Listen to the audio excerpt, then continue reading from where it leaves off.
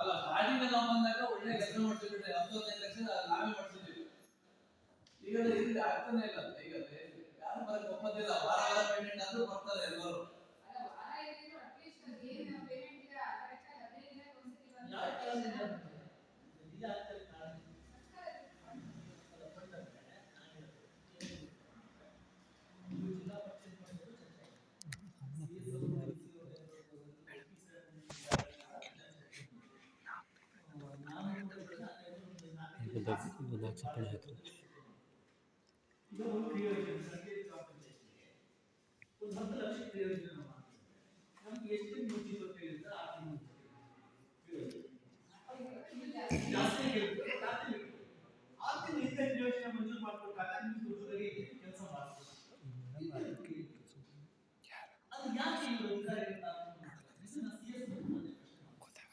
Photo ತಕ್ಕೊಳ್ಳೋಣ urgent.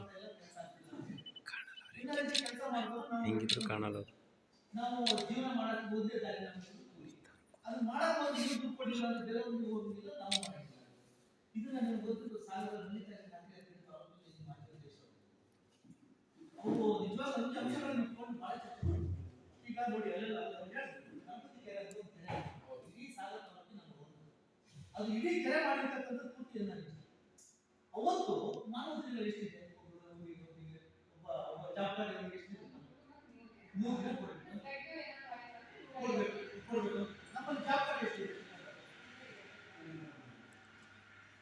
574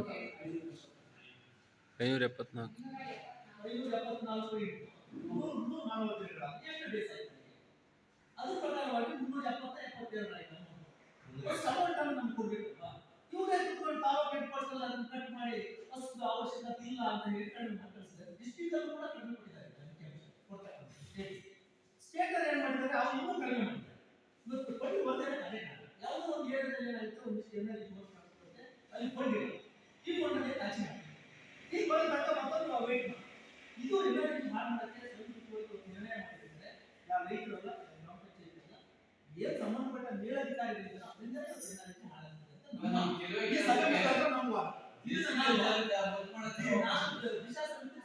ಅದನ್ನು ಕೂಡ ಪ್ರಬಲವಾಗಿ ಮಾನ್ಯ MP ರಾಘವೇಂದ್ರ ಮುಂದೆ ಕೂಡ ಪ್ರತಿಭಟಿಸಿದ್ರು.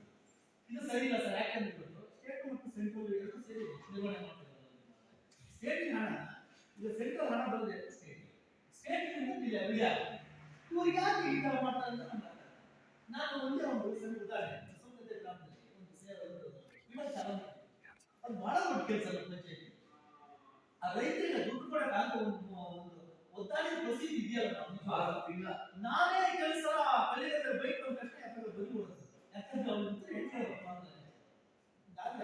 ಎನ್ಆರ್ಜಿ ಕೆಲಸ ಯಾವ ಗ್ರಾಮ ಪಂಚಾಯತಿಗಳಲ್ಲಿ ಒತ್ತೆ ಮಾಡುವ ಅಧಿಕಾರಿ ಅಲ್ಲಿಂದ ಗ್ರಾಮ ಪಂಚಾಯತಿ ಕಮ್ಮಿ ಆಗ್ತದೆ ಅಂತ ಹೇಳಿ ನಾವು ಒಂದು ವಾದ ಇದೆ. ಇದನ್ನು ನೀವು ಕಟ್ಟಡ ಮಾಡಿ, ಯಾಕಂದ್ರೆ ನೀವು ಒಬ್ಬ ಇರ್ತಕ್ಕಂಥ ಅನುಷ್ಠಾನ ಮಾಡೋದು, ಬಟ್ ಆದ್ರೆ ಅದು ತಗೊಳ್ಳೋದಕ್ಕಲ್ಲ ಡಿಸಿಷನ್, ಅದು ಸರಿ.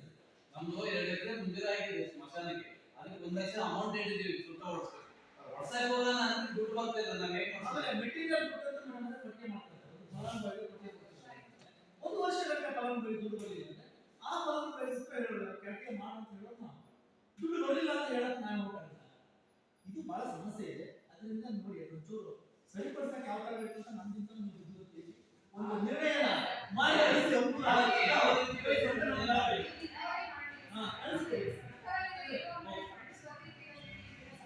ನಾವು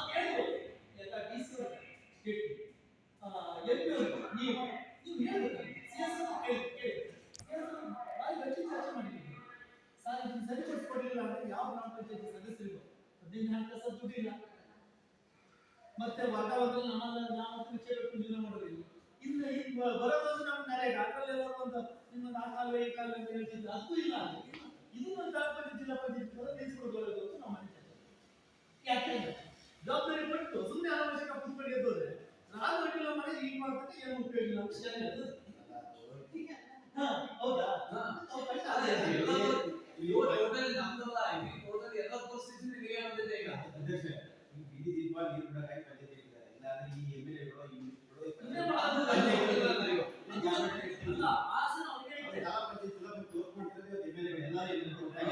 ಅವ್ರಿಗೆ ಮಾಡಕ್ ಇಷ್ಟ ಇಲ್ಲ. ಇಲ್ಲಿ ಈಗ ಲೈಟ್ ಕೂಡ ನೀರು ಹಾಕಬೇಕಲ್ಲ ಪಂಚಾಯತ್ ಇದು ಬೈಸ್ಗಳಂತೆ ಹಂಗಾಗಿ ಎಲ್ಲೂ ಚರ್ಚೆ ಮಾಡಲ್ಲ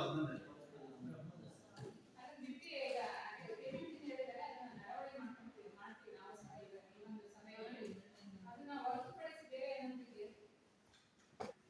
ನಮಗೆ ಇನ್ನು ದೇಶದಲ್ಲಿ ಮಾಡೋದು ಅದೇ ದೇಶದಲ್ಲಿ ಅಲ್ಲಿ ಕೆಲಸ ಮಾಡ್ಸಕ್ಕೆ ಅವಕಾಶ ಕೊಡಿ. ನಾನು ಜನರಲ್ ಅಲ್ಲಿ ಆಗಲ್ಲ, ಎರಡು ಫೋಟೋ ತಗೊಂಡು ಮಾಡ್ಸಕ್ಕೆ ಆಗೋದಿಲ್ಲ. ಒಂದು ಫೋಟೋ ಆದ್ರೆ ಹೇಳಿದ್ರೆ ಮಾಡಿಸ್ತೀವಿ. ಬೆಳಿಗ್ಗೆ ಮತ್ತು ಮಧ್ಯಾಹ್ನ ಎರಡು ಫೋಟೋ ಆಗಲ್ಲ. ಅಲ್ಲ ಚರ್ಚೆ ಅಲ್ಲ, ನೀವು ರೆಕಾರ್ಡ್ ಮಾಡಿ.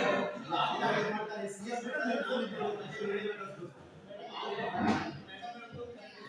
ನಾವು ಇಲ್ಲಿ ಚರ್ಚೆ ಮಾಡೋಣ. ಇಲ್ಲಿ ನಾವೇನ್ ಮಾಡ್ಬೇಕು ಅಂದ್ರೆ ಒಂದು ಸರಿಯಾದ ನಿರ್ಣಯ ತಗೊಳ್ಬೇಕು. ಈ ನಿರ್ಣಯ ಎಲ್ಲಿ ಹೋಗ್ಬೇಕು ಅಂದ್ರೆ ತಾಲೂಕಾತ್ಮಕವಾಗಿ ಇಲ್ಲಿ ತಲುಪಬೇಕು. ಈ ನಿರ್ಣಯ 38 ಗ್ರಾಮ ಪಂಚಾಯತ್ ಕೂಡ ಜನರ ನಿರ್ಣಯ ಮಾಡಬೇಕು. ಎಲ್ಲೂ ಕೂಡ ನಾವು ಕೇಳಿದ್ದೀವಿ. ಮೊನ್ನೆ ಹೇಳ್ತಾರೆ ಈಗ ನೀವು ನಮ್ಮಲ್ಲಿ ಏನಾಗ್ತಿತ್ತು ಅಂದ್ರೆ ಒಬ್ಬರಿಗೆ 3 ಮಿನಿಟ್ 6 ಮಿನಿಟ್ 8 ಮಿನಿಟ್ 10 ಮಿನಿಟ್ ಅಂತ ಹೇಳಿ ಒಂದು ತಿರುಗಾಟ ಚಾಲು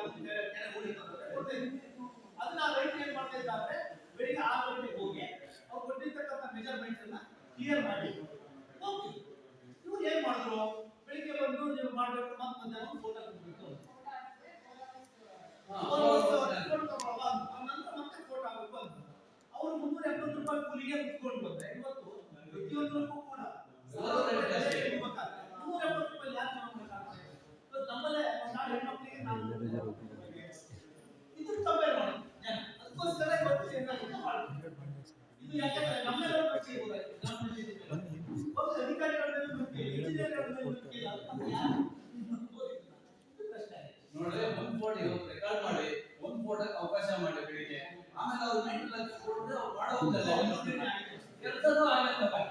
ಇಲ್ಲಿಂದ ಮಾತಾಡ್ತಾರೆ. ಇದನ್ನ ಒಂದು ರೆಕಾರ್ಡ್ ಮಾಡಿ ಫೋಟೋ ಹಾಕ್ಬಿಟ್ಟು ಮತ್ತೆ ಫೋಟೋ ಹಾಕಿ ಯಾರು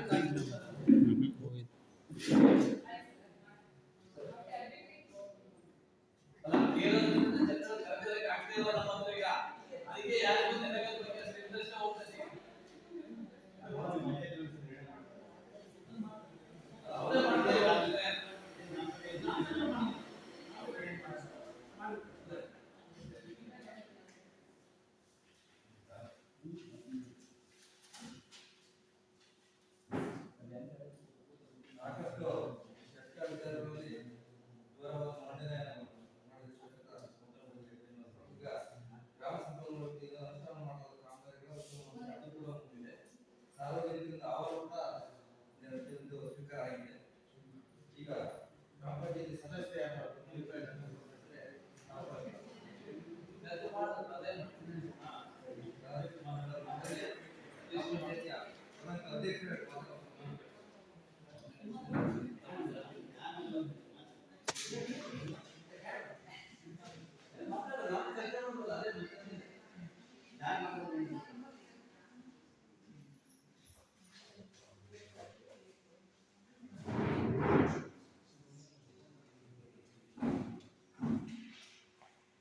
ಮಹಾತ್ಮ ಗಾಂಧಿ ರಾಷ್ಟ್ರೀಯ ಉದ್ಯೋಗ ಖಾತ್ರಿ ಯೋಜನೆ 2024-25ನೇ ಸಾಲು ಮತ್ತು 15ನೇ ಹಣಕಾಸಿನ ಒಂದು ಆಯವ್ಯಯ ಮಂಡನೆಯನ್ನ ಈ ಗ್ರಾಮ ಪಂಚಾಯತಿಯಲ್ಲಿ ಇವತ್ತು ನಾವು ಸಾರ್ವಜನಿಕವಾಗಿ ವರದಿಯನ್ನು ಕೊಡ್ತಕ್ಕಂಥ ವಿಶೇಷವಾದ ಒಂದು ಕಾರ್ಯಕ್ರಮ.